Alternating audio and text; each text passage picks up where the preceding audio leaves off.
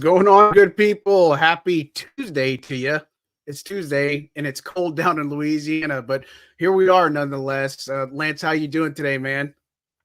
Doing well, doing well. Obviously, it's not a slow news day, even though it's Right. you guys have some crazy weather, some not so great weather that way. But yeah, man. I mean, I think it's something that we all kind of expected, but it's a little bit different when you actually hear the news. Yeah, look, I mean, that's the thing is, so I guess before we get too much into it, again, Saints obviously making a big move. They had to do this type of thing, right? Because the offense just wasn't where it needed to be, and I think it's been there for past couple of years. And Lance, you know this offense pretty well. You know Pete Carmichael very well, and I guess kind of talk about him a little bit first, and then we'll kind of dive in because some of the players obviously have weighed in. But what has he just kind of meant to you? Yeah, look, I think that this is it's a tough business. Obviously, we all know that. And Pete is a guy that has been around for so long and coached so many really, really good and some great players. Um, I think part of what made Pete so great in our years was like how he studied the game, how he to me he was almost like an extra asset to have besides Sean Payton. And everybody was kind of curious to see what type of coordinator he'd be once Sean Payton was gone. We lived through that in 2012 when Sean was suspended and Pete was the coordinator. And back then it was just kind of, let's just open it up and let's slang the ball. But at the same time, we still had Drew Brees. We still had, all pros on our offensive line. So it's a completely different situation than currently. Yeah. So Go ahead. go ahead. No, go for it. Yeah, I was thought go for I just it. yeah, I just Sorry. I just think that it's unfortunate. I think that he ends up being the one that kind of, you can call it a scapegoat. You can say he's the one that's falling on the sword. But it's the way that the offense played late in the season. Like it's like, oh, okay, this is what we were supposed to look like. And for whatever reason, the offensive line was playing better. Derek Carr was better with the football. Guys are making more plays down the field. I mean, it looked like the offense that we all thought that it should be. And so that to me is kind of why this is most disappointing. I mean, obviously I know and I love the guy, right? I spent a long time in that building with him. But to see the way that they played late in the season, I think I could have understood this move halfway through the season more. But it's a part of the business, man. You don't win. Changes are going to be made. And I guess Mickey and Dennis sat down and figured this is probably the best move to make. To me, it's kind of maybe a temporary Band-Aid for a bigger issue. And I'm sure we'll get into a little bit of that. But yeah, I think it's a sad day because for as tough of a job as he had to do, we're not even mentioning the injuries to guys, specifically the guys up front. I mean, this was not an easy job, and a quarterback that's new to the system, and everybody's constantly comparing that quarterback to the last guy, Drew Brees, which is not going to be fair to anybody. So just a tough day, but again, man, he's been here for a long time, and I believe that he'll have another opportunity. If not an offensive coordinator somewhere, somebody's definitely going to bring him in to be an analyst or a quarterback coach or something. Yeah, you think maybe Denver might be a spot to keep an eye on. Of course, the ties with Sean, but and I think that you look at the offense, and of course, we sat through. It just was not consistent at the end of the day, right? I mean, you look at how they struggled early on. They struggled in the red zone. They weren't using things like motion, play action, just some of the things that you thought we'd see early in the season. And then the defense obviously catches up to or starts sputtering as the offense catches their groove. And then it's kind of one of those things where you're still having the red zone issues. You add the extra day of practice. The red zone starts looking better. I mean, Derek Carr was phenomenal down the stretch in the final 5 games. I mean, he did a really good job. Like you said, that was the offense that we're kind of expecting, but the run game really wasn't there this year. They were 31st in yards a carry, 21st overall rushing attack. Passing wise, Derek Carr finished practically what they paid for in some aspects. And so, look, I think you look at it, and I know the offense is operated kind of a base way for the past, 15 plus years. Is this a case where you feel like maybe it's time for fresh ideas, or do they need to get somebody more that's going to pair well with Derek Carr and just kind of take him to the next level? I think both. I think, in order to be successful in this league for a long time, you've got to be able to evolve. And if you can't evolve, then you are very, very easy to defend. Now, that's not to say that you're going to go out and you're going to score 0 points and you're never going to have yards. But when you look at the super talented and successful offenses and you watch them, you look at them and you say, man, they're doing a lot. And it looks like from the naked eye, like, man, that would be tough. Even somebody who doesn't understand football can look and be like, that's got to be tough to defend. Like for the defense to stay disciplined for every shift, every motion, every personnel grouping, every single thing that a defense is going to have to think about. The better offenses in the league are the ones that are doing those things. I mean, you look at the offenses that are left in the playoffs.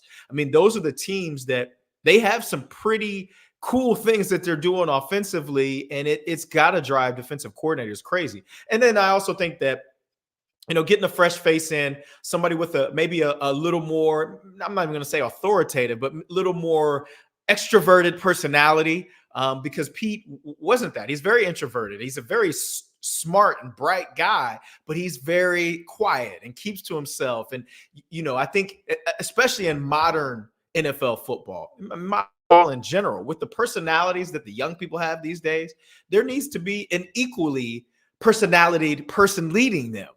Somebody who's boisterous, somebody who is going to command attention of the room all the time, no matter what the room is. I think that is going to be somebody that they need to have somebody like that. I mean, I honestly, with the things that we've all heard in the media that have gone on in this locker room, they need somebody that's going to be able to be a big time leader in that room.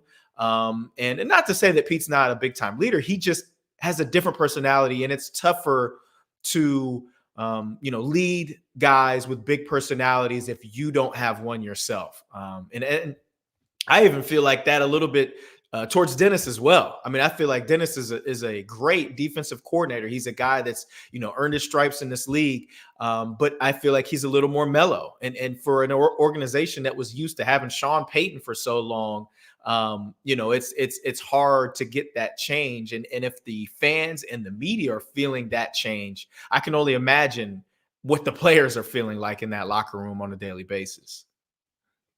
Yeah, and it's funny because you talk about Pete. I mean, we always call him the mad scientist, and there's a reason why you call it. And it's funny you brought also up Dennis Allen, because I remember I read through Malcolm Jenkins' autobiography, and he actually said he said he's one of the most brilliant defensive minds he's ever seen in the game. It's just pretty telling. And so again, you have to have that next level. And I look like at a Detroit is a prime example. And this is why it gets off in the weeds of what this team needs. They've got a sound offensive line. They've got a double rushing attack, with Jahmyr Gibbs and David Montgomery. They've got a great quarterback in Jared Goff, and they've got a great play caller. And I think you have to evolve as the league evolves a good bit. And this has become a passing league in a lot of ways, but you still have to have the run. You still have to have the guys in the trenches that can block. And I mean, you look at the Saints situation going into next year, it's tough, right? Because you only have 3 maybe givens. You have Eric McCoy, Cesar Ruiz, and then where you put James Hurst, I feel like. And so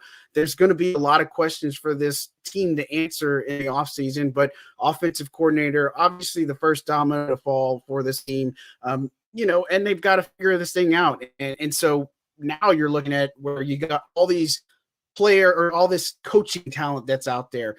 Do you think this is let's hurry up and go find somebody, or do you take your time and find the right guy to fit this team? Well, I think it's somewhere in the middle, because you can't necessarily take your time, because a lot of guys are going to start getting jobs here pretty soon.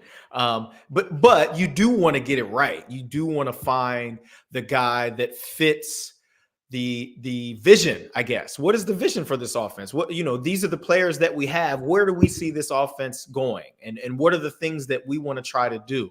We've got a quarterback that's proven when he's protected, he could be elite. But when he's not, nobody knows what we're going to get. And that's like, you need a coordinator that's going to be able to work with Derek and hopefully be able to improve some of the things that he does poorly. And if I'm just giving an example, just from watching, if there's a little bit of pressure, that ball's coming out quick because for whatever reason, and maybe it was the injuries this year. We know he had a bunch of them. Maybe he didn't want to get hit. But in order to be one of the top tier teams and top tier offenses, the quarterback has got to get hit. You don't plan for it. You don't want it to happen often, but you're going to have to sit in there, especially for the plays downfield that take a little bit longer to develop. It's unrealistic to expect your quarterback to not get hit. So I think that maybe it is a health thing. And if it's more than a health thing, hopefully there's a quarterback coach or a coordinator that comes in that works with him on figuring out the best way to kind of navigate that process or to improve in that process. Jim Moore all the time says he is what he is. He's not improving. He's 10 years into the league. He ain't getting any better. And I think there's a little truth to that, but I still have a sliver of hope in that guys, even as they age, can improve. And it's not necessarily, I don't think he's going to turn into a different player at this point. But I do think if there's something that he does poorly, he can improve that. And it might not be perfect, but it can get better. And I think that, the right type of coach can come in and help him improve those things. Yeah, and you look at other, systems like the Josh Dobbs phenomenon or the Tommy DeVito phenomenon in Giants. People are going to catch up to that and catch on to it really quick, and you always have to stay a step ahead. And I just look at it that, of course, Derek Carr, again, you paid him the money. You got him. He's tied to Dennis Allen. I know a lot of people have talked about, well, why is Allen still around as coach and such? And I think that his fate is obviously going to be in this season. And you mentioned potential options at offensive coordinator. Ronald Curry is the passing game coordinator. He's obviously somebody, a quarterback's coach that could get a look there as far as offensive coordinator. I look at some of these up and coming, teams or some of these guys like over in Houston, you're looking at a guy like Gerard Johnson or a Clint Kubiak over in San Francisco, or maybe a Zach Robinson over in the Rams, or shoot, maybe what do you even think about the college ranks like a Brian Hartline from Ohio State? I mean, where do you think they really look at it? Is it one of these teams that maybe have gotten the most out of their quarterback, or is it maybe somewhere off the board? Well, I think it's going to be an established guy or a guy that has proven to have success with wherever he's at. And I'd be surprised if Hartline would ever leave that job at Ohio State. No. That's a pretty sweet job. And I think potentially he could be the next head coach there at Ohio State. So I don't necessarily see something like that happening. But I do think that, what you brought up earlier about there just needing to be a fresh offense. That to me is like, we were running the 2006, 7, 8 version of the Saints offense still. And I know like I'd be silly to think that there wasn't things that have kind of changed, like, but the majority of the offense was the same. And I just think that it was time. It was time for something new, something fresh, and definitely something that is going to give defensive coordinators and defenses a lot more to think about than what was going on the last several years in New Orleans. And, I haven't studied all of the coordinators, so I couldn't say, okay, I think this is my favorite. But I know people love Ben Johnson. San Francisco, that offense is super. Like, it's a well-oiled machine. And I actually, in my little mini stint in Atlanta, was in that offense because Kyle Shanahan was the offensive coordinator there. So I know kind of the ins and outs of a lot of it. And even since then, I mean, we're talking 2016, so it's been 8 years, but just watching it, it's evolved for sure since I was in it. So, one of these guys is going to get an opportunity. And I think it's a great job. Honestly, I mean, I think you've got a more than capable quarterback. You've definitely got the pieces as far as the skill players goes. You got a couple of guys up front that you've got to kind of figure out their situation, but you've got a couple of guys at least, so it's, you can rebuild an offensive line in free agency and the draft. We've seen it done. I still have a little bit of hope in Trevor Penning and him, having another offseason to kind of fine tune his tools and kind of get his mind ready to be a guy. And I do. I think it's an attractive job. I think the fact that it's kind of win now or else could be something that could be like, I don't know if I want to go there, if it could potentially be 1 year. But, I think there are worse off situations that coaches are having to evaluate than this one. Yeah, and I think some of the fans, the biggest name that I've seen that's pop up is Eric Bieniemy. I'm like, he would have to do a lateral move first of all, but I don't know that it's going to really spotlight him in Washington to pull vault him to be in consideration for a head coaching job. If you're, say, somebody like Eric Bieniemy, is that something that you'd even entertain saying, let me make another lateral move that might help me get a position as a head coach one day? Well, I mean, as far as I know, Ron Rivera is fired, and usually the new Right. coach is going to want to bring in his guy. So, Yep. I don't want to fire Bieniemy before it even happens. But if he's not Sure. getting head coaching interviews, he's probably not going to get a head coaching job. So, if he's out of a job, I would absolutely look at Bieniemy as somebody that could come in and get this offense going in the right direction. He's a super detail oriented coach. He commands the room. He's a guy that expects greatness of his players. I mean, yeah, absolutely. He's the opposite type of personality as Pete Carmichael is. And I think that is what this offense and this team really needs. Yeah, and that's the thing is we try to keep it realistic because I mean I think at the end of the day we've got a good feel of what the team's going to do. You mentioned Trevor Penning, that's a huge one. It's unfortunate because again I thought Doug Marrone and Kevin Carberry could do a really nice job with him. Losing Zach Strief to Denver, I think that hurt in a lot of ways. Now you're in a situation you got to figure out what to do with them, and that's a question that you're going to have to answer because do you move in at right tackle? I mean, this is a guy who couldn't even get in a jumbo set in the final game of the regular season because a practice squad guy got on the field. That's insane to me, right? And so there's going to be just too many of those variables and too many of those questions that they have to deal with. And again, you look at next year's schedule, there's some tough opponents that you're going to have to face. Now, if you look at what happened to Dallas and Philly in the playoffs, maybe you feel a little bit better about that, but you still have to face them. You've got the Browns on the schedule. You've got a couple of marquee opponents. And so this is potentially Dennis Allen's last shot at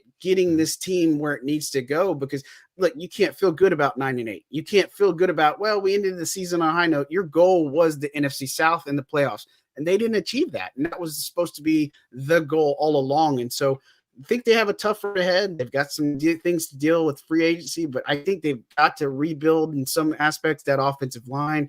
You don't know what's going to happen with Ryan Ramczyk and that degenerative knee issue. I mean, it's just, I don't want to say a mess, but there's just a lot to deal with. Again, I've had my opinions on it. I think that you look at a veteran offensive tackle, I don't think you go with the projects in the draft. Where would you start outside of offensive coordinator to maybe start saying, where do this Saints team need to get better to make sure they have a more consistent product on offense?